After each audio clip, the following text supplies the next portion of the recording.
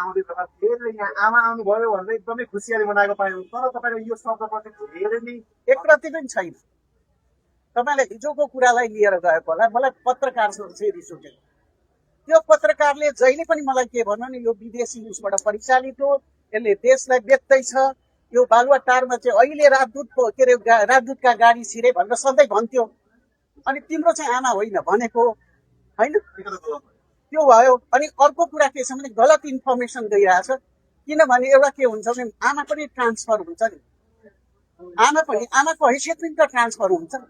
हाम्रो संस्कृतिमा, हिन्दू संस्कृतिमा के हुन्छ भने तपाईँलाई बताऊ, सानो केटीलाई पनि आमा भन्छ महिला भएपछि, होइन भनेपछि मैले के भनेको थिएँ भने जब बालेनजीको शपथमा अब आजदेखि मेरो दर्जा उत्रियो, अब चाहिँ बालेनजीको म्याडम चाहिँ विशेष, अब हाम्रो त छोरी जस्तो भए पनि हामी त हजुरआमाका दर्जामा पुगिसक्यौँ, अब उहाँलाई माताश्री मान, राष्ट्रिय माता मान भनेर मैले भने हो।